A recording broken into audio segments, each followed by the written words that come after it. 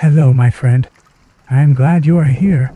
Tonight we will take a gentle journey through the life of a dreamer, a storyteller, a believer in magic.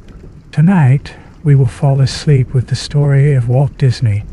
Before we begin, please take a moment to like this video and subscribe to the channel. That helps so much. It means we can keep creating more peaceful stories just like this one. Thank you, my friend. Now, let us begin to slow down. Let your shoulders drop. Let your jaw soften. Let your thoughts grow quiet. Take a deep breath in and let it out slowly. Again, breathe in and breathe out. And one more time. Breathe in and gently out. Let the world become softer. Let your body feel heavier. You are safe now. You are welcome here, and you are ready to rest. Now, let me tell you the story of a little boy who once held a pencil and dreamed of a mouse. Walt Disney was born on a cold winter day. It was December 5th. The year was 1901, and the city was Chicago, a city full of snow and stories waiting to be told. His full name was Walter Elias Disney. He was born into a humble home, in a quiet neighborhood, where dreams still dared to grow. His father was named Elias Disney, a strong and serious man. He worked many jobs, sometimes on farms, sometimes building railroads, sometimes delivering newspapers. He believed in hard work and rules, and saving every penny. His mother was Flora called Disney. She was kind, gentle, shy, and soft-spoken. She loved to read, and she loved her children with all her heart. Walt was the fourth child. He had three older brothers, Herbert, Raymond, and Roy, and later he would have a little sister named Ruth. The Disney family was not rich. They were working class. They moved often, chasing better jobs, looking for a place to belong. But in every home, there was warmth and quiet dreams that lived in the corner. Walt loved to draw, even when he was very small. He would sit with scraps of paper and sketch with anything he could find. He loved animals and stories, and the sound of a pencil sliding across a page, even when money was tight, even when the house was cold. Walt kept dreaming and dreaming and dreaming. Walt Disney started school like many children do. He was shy, quieted, and full of daydreams. He listened, but sometimes his thoughts wandered. He liked to look out the window, to imagine animals walking by, to imagine characters dancing on the chalkboard, to imagine stories that had not been written yet. His teachers noticed that Walt was different. He was not always focused. He was not always still, but he had something, a spark, a gentle light, something special. Walt did not learn the way others did. He liked to touch, to draw, to build, to dream. Sometimes he struggled with rules. Sometimes he forgot what the teacher had said. But when he was drawing, he could focus for hours. At school, he was often quiet. He was polite, but his mind was busy. Busy with color, busy with sound, busy with stories that no one else could see. He loved to laugh. He loved to make others laugh too. Even as a boy, he would copy cartoon characters and draw little pictures for his classmates. He had a soft heart. He loved animals. He loved kindness. He believed in good things, even when life was hard. His father did not always understand him. Elias believed in chores, in discipline, in order, and Walt believed in imagination. His mother, Flora, supported him quietly. She encouraged his drawing. She smiled at his little creation. She believed in his gentle heart. Even as a young boy, Walt was already telling stories, not with words, but with pictures. He was not loud, but he had something to say, and in his drawing, in his simple lines, you could already see the beginning of magic. When Walt was still a young boy, his family left the city. They moved to the countryside, to a quiet little town called Marceline, in the state of Missouri. It was small and peaceful, with dirt roads, wooden fences, and the sound of birds in the morning. For Walt, Marceline was full of wonder. He loved the trees, the wide open sky, the barn in the backyard, and the animals that wandered near the fences. There were cows, and chickens, and horses, each one with a story, each one with a soft rhythm of life. Walt would lie in the grass and watch the clouds float by. He would listen to the wind as it moved through the fields. He would imagine faces in the trees and little creatures hiding beneath the leaves. This was where his imagination began to bloom. He drew every chance he could. He sketched animals and buildings and funny little characters from his own mind. The world in Marceline was slow. It was simple and soft and full of the quiet kind of magic. Walt helped with chores, feeding animals, carrying buckets, waking up early before the sun. But even when he worked, his mind would wander, always dreaming, always creating. The train tracks ran near the town, and Walt loved to hear the whistle, the sound of the engine, the slow chug of the wheels. It felt like adventure. It felt like stories waiting to happen. He loved the idea of going somewhere, anywhere. He loved the mystery of travel and the beauty of coming home. In Marceline, Walt found peace and pictures and dreams. This quiet little town would stay in his heart forever, and someday he would build a place that felt just like it, a place where dreams lived, where children laughed, and where the world slowed down, just enough to feel the magic. But even when he worked, his mind would wander, always dreaming, always creating. The streets were quiet, the houses still asleep, but Walt walked on, his breath rising in the chilly air, the sound of his footsteps, the only noise in the morning stillness. The cold was sharp, but it didn't stop him. He had work to do, paper after paper, route after route, step by step, a quiet rhythm, and though his body was tired, his spirit stayed light, always hopeful, always dreaming. He loved the sound of the train as it passed by, the whistle in the distance, the steady chug of the wheels. It felt like adventure. It felt like stories waiting to happen. He loved the idea of going somewhere, anywhere, the thought of faraway places, of new beginnings, of a world beyond the quiet streets. And yet, the warmth of home called him back. He knew that each paper delivered was a step closer to something bigger, something brighter, something he couldn't yet see, but believed in. With every cold morning, every paper route, but even in the quiet moments, Walt found joy in the simple act of drawing, the pencil in his hand, the soft scratch on the paper, a world of possibilities opening up. He began to sketch, a line here, a curve there, a shape that came to life. With every stroke, a new world was born, full of color, full of wonder. The cartoons fascinated him. The characters seemed to leap off the page, each one a friend, each one an adventure. And Walt loved it, the feeling of creating, of bringing something new into the world.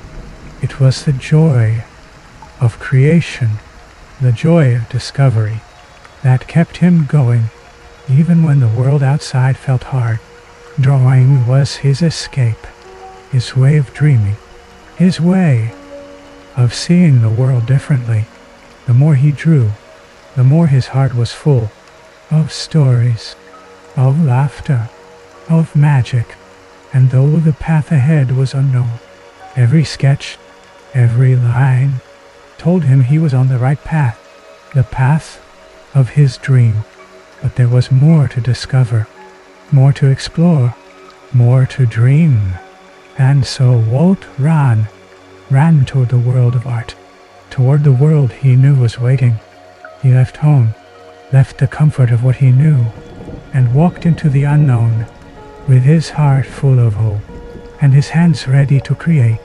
His first job was simple, drawing pictures for the newspaper, but even in the small beginnings, Walt could see the bigger picture, the dream that would carry him forward, each drawing a step closer to the life he wanted to live.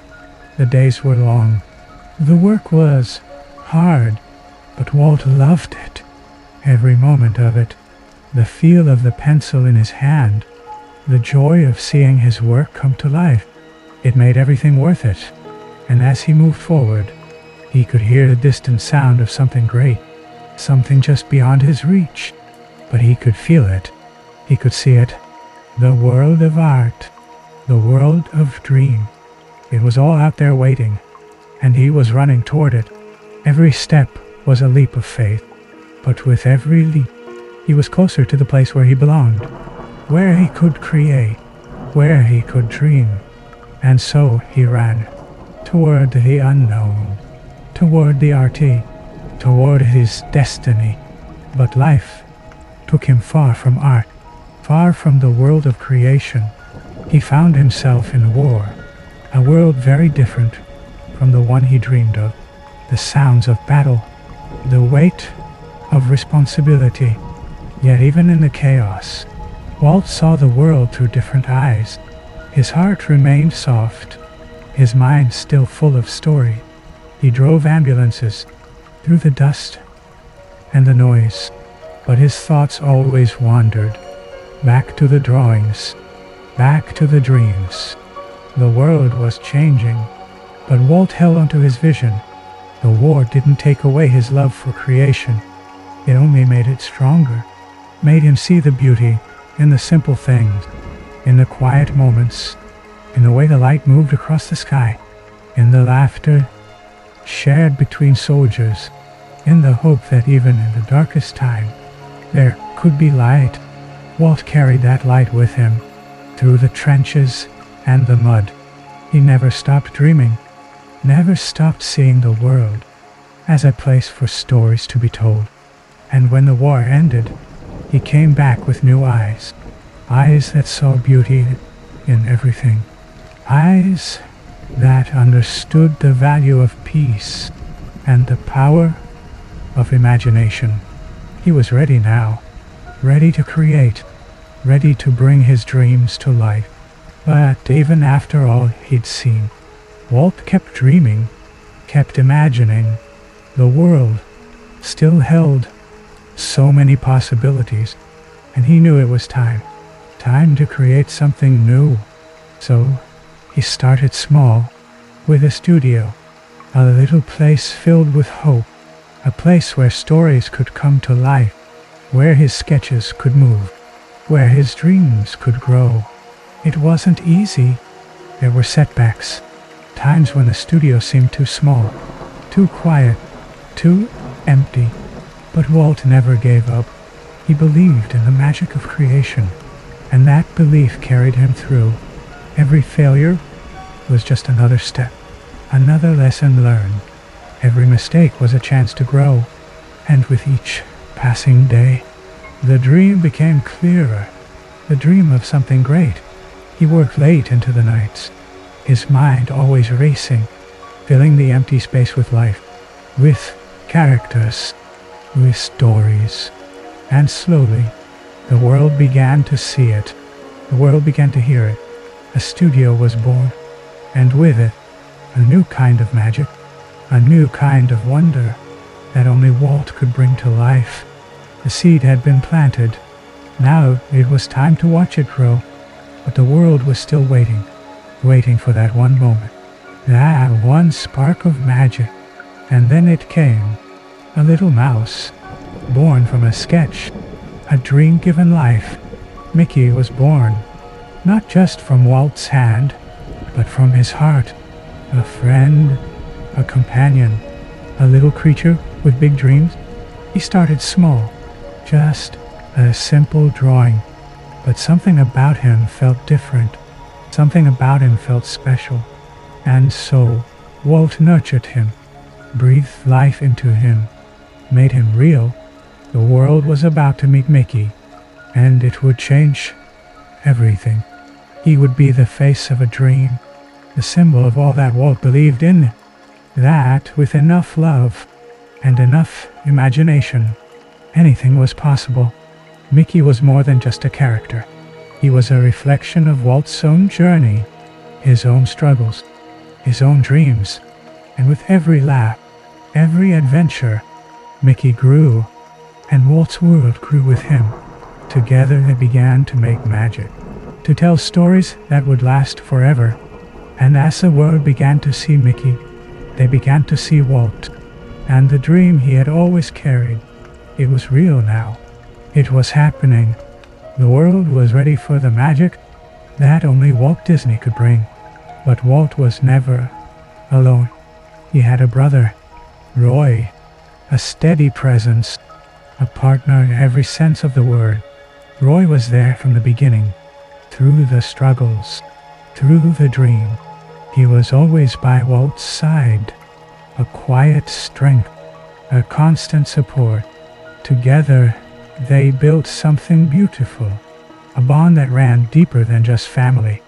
It was a partnership, a shared vision, a shared belief in the impossible. Roy believed in Walt's dreams, even when the road was uncertain, even when the world seemed too big. And with Roy beside him, Walt knew he could keep going. He knew he wasn't alone. The family was close, tightly knit together, each one supporting the other in their own way, each one part of the magic that Walt was building through the years. Walt and Roy shared quiet moments when the studio was calm, when the world outside was still, and those moments of peace were where the next dream was born. Roy helped bring those dreams to life. His steady hand, his practical mind, balanced Walt's wild imagination. Together, they were unstoppable. And in those quiet times, Walt knew he could rest, knowing his brother would always be there to help carry the load, to keep the dream alive. But Walt's dreams didn't stop there. They grew bigger, bigger than any studio, bigger than any movie. He saw a place, a world, a place where imagination could run free, a place where families could come together, where dreams could come to life. Disneyland began in his mind, a vision so clear. It was as if he could already see it. The laughter of children, the joy of families, the magic in the air. He imagined the rides, the castles, the stories unfolding before his eyes. He imagined a world where the impossible became real, where fantasy and reality blended together, where every corner held a new adventure. It was a vision so big, so full of wonder, that it seemed almost impossible. But Walt believed in it. He believed in the magic of dream, and he knew that one day the world would see it too. He shared his vision, and though others doubted, he kept moving forward. He kept dreaming, kept believing, and slowly, step by step, the world began to catch up with him. Disneyland was no longer just a dream. It was becoming real, a place where imagination could soar, a place where families could escape, a place where magic would live forever. But even the greatest dreams must come to an end. Walt had created so much, from the magic of animation to the wonder of Disneyland. But as the years passed, time began to catch up with him. In the quiet moments of his final years, Walt could often be found in his office, the walls filled with sketches, the air thick with ideas. He had built a kingdom of dreams, a place where families could come together, a place where imagination was free to soar. Disneyland was a reality now, but Walt's vision wasn't finished. He dreamed of more, a bigger world, a place where people could experience the magic on an even grander scale. The plans for Walt Disney World were already taking shape in his mind. He imagined a sprawling land with parks, resorts, and grand hotels, a place where people could truly live in the world of Disney. He worked tirelessly, determined to see his dreams grow, even as his body grew weaker. He knew the legacy he was building would last far beyond his lifetime. But Walt's health began to decline. He had been battling illness for some time, and in the stillness of one quiet December morning, after a life spent creating magic for others, Walt Disney passed away, leaving behind a world full of wonder and imagination. He died on December 15, 1966, at the age of 65. His passing was a moment of sorrow for the world, but his spirit lived on in the dreams he had built, in Disneyland, in the ideas that had taken root, and in the legacy he had left behind. Walt had always been a family man. He had 2 daughters, Diane and Sharon. Diane, his biological daughter, was married and had children of her own. Sharon, who was adopted, also went on to have a family. Though Walt was gone, his family carried on his vision. His wife, Lillian, supported his dream from the very beginning, and after his passing, she continued to be involved in the Disney company. Diane, Walt's daughter, took on roles within the company and supported the continuation of his legacy. Walt's brother Roy, who had been by his side through all the ups and downs, was determined to see Walt's last dream come to light. Roy postponed his retirement and worked tirelessly to ensure that Walt Disney World would be completed as planned. It was Roy who officially opened Walt Disney World in 1971, 5 years after Walt's passing, as a tribute to the man who had dreamed it into existence. And so, the Disney legacy lived on. It wasn't just Walt's ideas that shaped the company, it was his family's dedication too. His daughters, his brother Roy, and his wife Lillian all played vital roles in keeping the dream alive. The family continued to lead the company, ensuring that the magic Walt created would live on. As the years went by, the Disney company grew, and Walt's children and grandchildren played important roles. Diane and Sharon's children would eventually take on positions within the company, ensuring that the Disney name would continue to be synonymous with magic, wonder, and innovation. And though Walt had passed on, his family ensured that his spirit remained alive in every corner of the Disney world, in the parks, in the movies, in the stories told.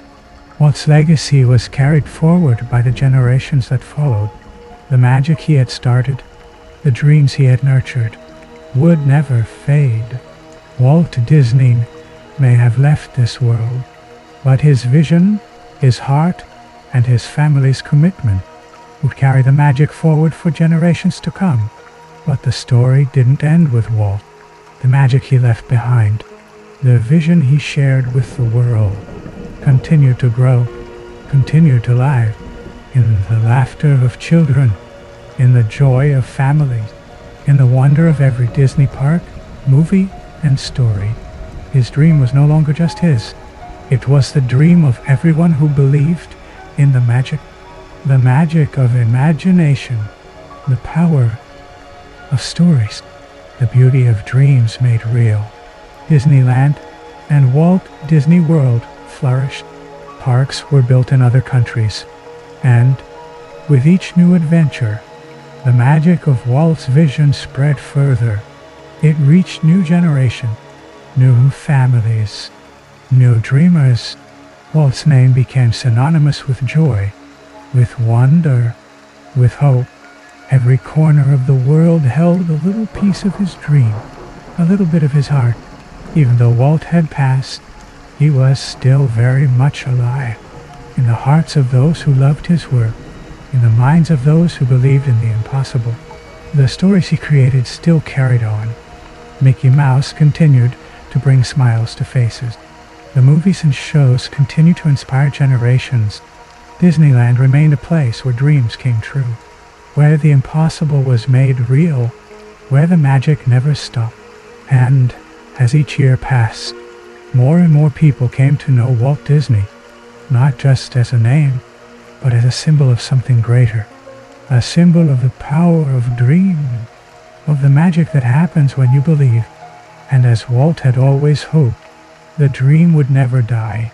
It would live on forever, in the joy, the laughter, and the stories that would continue to fill the world with magic, with wonder, and with the soft, timeless spark of a forever dream.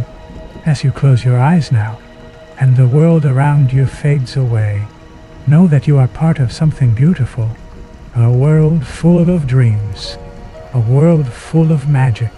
Just like Walt, you have the power to dream, to imagine the impossible, to create your own little spark of magic, and with that spark, you can change the world in your own way, in your own time.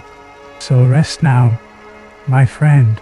Let the soft whispers of the night surround you. Let the peace of your dreams carry you away. And know that you are safe, you are loved, and you are part of something timeless. Good night, my friend.